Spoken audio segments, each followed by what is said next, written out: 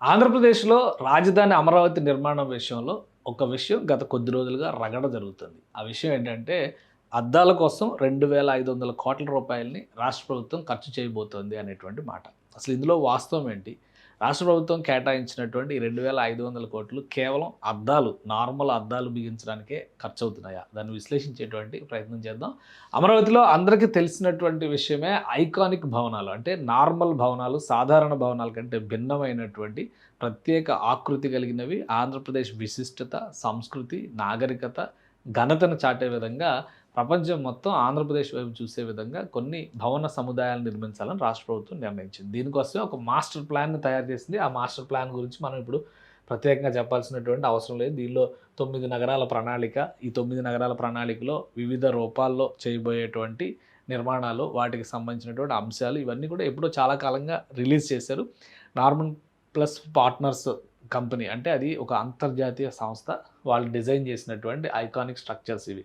అయితే ఈ స్ట్రక్చర్స్ చేయడం అంటే కేవలం ఇది ఒక్కసారి మనం ఈ వీడియో ఇది లేటెస్ట్ వీడియోనే ఇది. అంటే ఈ కూటమి ప్రభుత్వం వచ్చిన తర్వాత మళ్ళీ అప్డేట్ ఇచ్చినటువంటి వీడియో అనమాట. ఇందులో కొన్ని విషయాలు మనం అబ్జర్వ్ చేయాల్సినటువంటి అవసరం ఉంటుంది.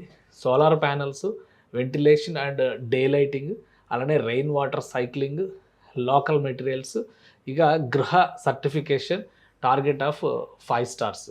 అంటే ఇవన్నీ ఎందుకు చేస్తున్నారంటే చూడండి, ఈ పైన ఉన్నటువంటి ఇవన్నీ కూడా మనకి జస్ట్ ఒక ఇమేజ్ లాగా కనిపిస్తున్నాయి. కానీ ఇవే అద్దాలు. ఇప్పుడు వీళ్ళు చెప్పినటువంటి అద్దాలు ఇవే అనమాట. ఇవన్నీ కూడా సోలార్ వేఫర్స్‌తో తయారు చేసేటువంటి అద్దాలు. అంటే పవర్ కన్జంప్షన్, పవర్ జనరేషన్ చేసే కెపాసిటీ ఉన్నటువంటివి వస్తాయి. ఇది కేవలం అసెంబ్లీ భవనానికి సంబంధించి నేను చెప్తుంది. అలానే ఇదే తరహాలో ఈ ఐకానిక్ భవనాలన్నిటికీ కూడా 5 రకాల భవనాలు నిర్మిస్తున్నారు ఇక్కడ. ఒకటి హైకోర్టు, ఇంకోటి అసెంబ్లీ, తర్వాత 5 టవర్లు స్పెషల్‌గా ఉండేవి. ఇవి కాకుండా గేట్‌వే టవర్స్ అని చెప్పని వాటికి కూడా స్పెషాలిటీస్ ఉంటాయి. కానీ అవి లేవు. కానీ ప్రస్తుతం గవర్నమెంట్ కాంప్లెక్స్‌లో ఉన్నటువంటి ఈ భవన సముదాయం మొత్తానికి బిగించేటువంటి అద్దాలు, దానికి సంబంధించినటువంటి ఫేసెడ్ లైటింగ్ అంటారు. అసలు ఈ ఫేసెడ్ లైటింగ్ ఏంటి అనే దానికి కూడా ఒక ఉదాహరణ మీకు చూపిస్తాను. ఈ వీడియో చూస్తే ఒక క్లారిటీ వస్తుందని చెప్పని నేను భావిస్తున్నా. ఇది ఏపీసీఆర్డీఏ హెడ్ ఆఫీస్ భవనం అనమాట. మీరు ఒకసారి వెనక చూస్తే ఇది అమరావతి అనా అనిపిస్తుంది. ఇదంతా కూడా మనం స్పెషల్‌గా తీయించినటువంటి వీడియోస్. ఈ బ్యాక్ సైడ్ ఉన్నాయన్నీ కూడా IAS officers quarters, MLA, MLC quarters. ఆ back side IAS officers quarters ready అవుతున్నప్పుడు. సో ఇది ఫేసెడ్ లైటింగ్ అంటే ఇదే.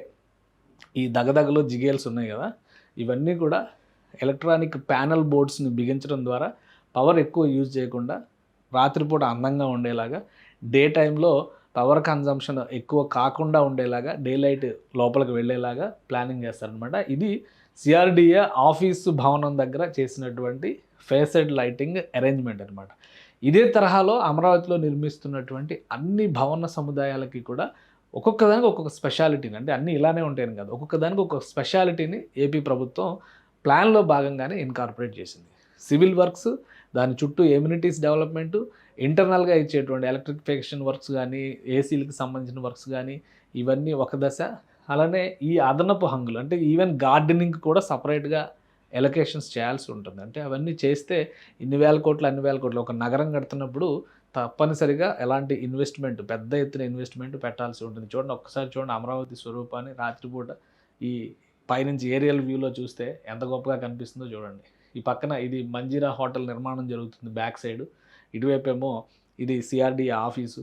అటుపక్కన పెద్ద టవర్లు రెడీ అవుతున్నాయి. అవతల పక్కన చూస్తే క్వాంటమ్ వ్యాలీ రెడీ అవుతుంది. మరి దగ్గరలోనే బిట్స్ పిలానికి సంబంధించినటువంటి పనులు జరుగుతున్నాయి. సో ఇవన్నీ అమరావతిలో ఇవన్నీ తక్కువ చేసి లేదా 2,500 రూపాయలు ఇవన్నీ చెప్పి మనం నమ్మించాల్సినటువంటి అవసరం లేదు. కాబట్టి అసలు ఏమేమి పెడుతుందో ఒకసారి మనం చూద్దాం. మొత్తంగా అమరావతిలో నిర్మిస్తున్నటువంటి భవన సముదాయాలకి సంబంధించినటువంటి స్పేస్ 63 లక్షల స్క్వేర్ ఫీట్. 63 లక్షల స్క్వేర్ ఫీట్ కడుతున్నారు. ఒక అసెంబ్లీ బిల్డింగ్లోనే 11.5 లక్షల స్క్వేర్ ఫీట్ నిర్మాణం జరుగుతుంది. సెక్రటేరియట్ కాంప్లెక్స్ అంటే HOD towers plus HOD towers అంటే సీఎం టవర్ అంటున్నారు కదా, అది ప్లస్ మిగతా 4 టవర్లు కలిపి చూస్తే కనుక 52 లక్షల చదరపు అడుగుల వైశాల్యం నిర్మాణం జరుగుతుంది. అంటే ఇవన్నీ చూస్తే దాదాపు 60. ఇందులో మళ్ళీ హైకోర్టు ఇంక్లూడింగ్ కాదు, హైకోర్టు విడిగా, హైకోర్టుకి సపరేట్గా, అది 7 అంతస్తుల భవనం, అది సపరేట్గా నిర్మిస్తున్నారు. సో ఒక ఐకానిక్ స్ట్రక్చర్గా చెప్తున్నటువంటి ఒక్క అసెంబ్లీ భవనమే 250 మీటర్లు, దాదాపు 210 మీటర్ల నుంచి 50 మీటర్లు అంటున్నారు. ఆ హైట్లో ఉండేటువంటి నిర్మాణం జరుగుతుంది. దీని సివిల్ వర్క్స్కి, సివిల్ స్ట్రక్చర్స్కి 798 కోట్ల రూపాయలని కేటాయించింది. కానీ ప్రతి దాన్ని ఒక రాజకీయంగా చేసేటువంటి క్రమంలో ఆంధ్రప్రదేశ్లో ఈ అడ్వాన్స్డ్ గ్లేజింగ్ సిస్టమ్స్ ఉంటాయి. క్లాడింగ్ వర్క్స్ ఉంటాయి. ఈ ఈ అద్దాలకు సంబంధించిన ఫేసెడ్ వర్క్స్‌లో ఉండేటువంటి ఇవన్నమాట. తర్వాత ఏట్రియం స్కైలైట్స్ ఉంటాయి. తర్వాత ఫోటో వాలటిక్ ప్యానెల్స్ అంటే సోలార్ ఎనర్జీ ప్యానెల్స్ ఉంటాయన్నమాట. వీటన్నిటి ఇంటిగ్రేషన్‌తో చేసేదే ఈ 2,500 కోట్ల రూపాయలతో ఏదైతే చెప్పారో ఆ ప్రాజెక్ట్ ఈ 2,500 కోట్ల రూపాయలకు సంబంధించినటువంటి ప్రణాళిక అంతా కూడా ఇలాంటి వాటన్నిటితో కలిపి వస్తుంది. అందుకనే అమరావతిలో రాబోయేటువంటి రోజుల్లో చూసేటువంటి వాళ్ళకి ఈ భవన సముదాయాలు ఖచ్చితంగా ఒక అంతర్జాతీయ స్థాయి ఫీల్‌ని, అనుభవాన్ని ఇస్తాయనేటువంటి అభిప్రాయం రాష్ట్ర ప్రభుత్వం పదే పదే చెప్తుంది. ఇదంతా కూడా ఇలానే కడతారా? లేదా ఇది రియాలిటీలో వస్తుందా అంటే ఖచ్చితంగా రావచ్చు. ఎందుకంటే మనం అనేక రియల్ ఎస్టేట్ ప్రాజెక్ట్స్‌ని చూస్తున్నాం. అనేక గేటెడ్ కమ్యూనిటీస్ చూస్తున్నాం.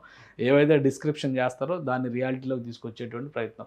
సో అదే తరహాలో అమరావతిలో ఉండేటువంటి ఈ ఐకానిక్ భవనాలకు ఉపయోగించేటువంటి అద్దాలు నార్మల్ అద్దాలు కావు. వాటిని ఒక ప్రత్యేకంగా డిజైన్ చేసి న్యాచురల్ లైట్ వెళ్ళే విధంగా, అలానే పవర్ కన్జంప్షన్ తగ్గించే విధంగా, ఎండ, వాన, చలి, చివరికి భూకంపాలను కూడా తట్టుకునే విధంగా ఒక డిఫరెంట్ స్ట్రక్చర్ని డిజైన్ చేశారు అమరావతిలో. వాటి కోసం ఉపయోగిస్తున్నటువంటి ప్రాజెక్ట్ వీటన్నిటికీ కలిపి వెచ్చిస్తున్నటువంటి వ్యయమే దాదాపు 2,500 కోట్ల రూపాయలు అవుతుంది. ఇది కేవలం నార్మల్ అద్దాల కోసం చేస్తున్నటువంటి వ్యయం కాదు అని చెప్పని పదే పదే అధికారులు చెప్తున్నారు, ప్రభుత్వం చెప్తుంది. విపక్షం ఎలాగూ ఒక్కొక్క చదరపు అడుగుకి 15,000 ఖర్చు అవుతుందని చెప్తుంది. ప్రభుత్వం ఏమో అధికారికంగా 6,800 రూపాయలు లెక్క చెప్తుంది. సో ఆ రాజకీయాల జోలికి పోకపోయినప్పటికీ కూడా అమరావతిలో ఎందుకింత ఐకానిక్గా ఈ నిర్మాణాలు జరుగుతున్నాయి, వీటి కోసం ఎంత ఎక్స్పెండిచర్ జరుగుతుంది అనేది ప్రతి ఒక్కరికి తెలియాల్సిన అవసరం ఉంది కాబట్టే ఈ వీడియో చేస్తున్నాం మనం. న్యాచురల్ లైటింగ్, న్యాచురల్ అంశాలని దృష్టిలో పెట్టుకొని అమరావతిలో ఈ ప్రత్యేకమైనటువంటి వ్యవస్థల్ని రూపొందిస్తున్నారు. వాటి కోసమే ఈ ఖర్చు అవుతుంది అనేటువంటి మాట క్లియర్గా ఏపీసీఆర్డీఏ ప్రత్యేక ప్రకటనలో కూడా అనౌన్స్ చేస్తుంది.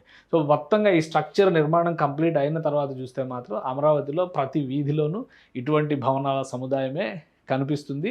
ఎందుకంటే గవర్నమెంట్ సిటీలో ప్లాన్ చేస్తున్నటువంటి ప్రతి భవనాన్ని ఏదో ఒక ప్రత్యేకతతో ప్రొజెక్ట్ చేసే విధంగా ఆంధ్రప్రదేశ్ సంస్కృతి, చరిత్ర, వారసత్వం, అలానే ఆధునికమైనటువంటి అంశాలు వీటన్నిటిని మేళవించే డిజైన్ చేస్తున్నారు. సో ఒక్క సిఆర్డీఏ ఆఫీసు ఓపెన్ అయితేనే మనకి ఇంత అద్భుతంగా కనిపిస్తుంది అనుకున్నప్పుడు అదే భవనాల సముదాయం ఓపెన్ అయితే అమరావతిలో ఎంత హృదయంగా ఉంటుంది అనేది కూడా చూడాలి.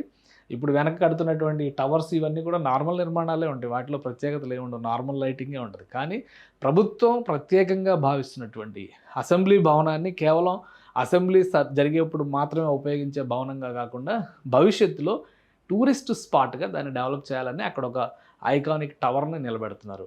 అలానే సెక్రటేరియట్ కాంప్లెక్స్లో కూడా కేవలం పనులు ఉన్నవాళ్లే కాదు, అమరావతిలో సరదాగా వచ్చినటువంటి వాళ్ళు కూడా అమరావతి అందాలను చూసే విధంగా, అమరావతి అందాలకి ఆటోమేటిక్గా వాళ్ళు అమరావతి అందాలను ఇష్టపడే విధంగా తయారు చేయాలనే ఉద్దేశంతోనే ఒక ఐకానిక్ మోడల్లో ప్లాన్ చేశారు. వాటి కోసం కేటాయించినటువంటి ఈ ఫేసెడ్ లైటింగ్ కావచ్చు, దానికోసం కేటాయించినటువంటి ప్రత్యేక గాజు పలకల ఏర్పాటు కావచ్చు, వీటన్నిటికీ కలిపే ఇంత బడ్జెట్ అవుతుందని చెప్పని సిఆర్డీఏ చెబుతోంది.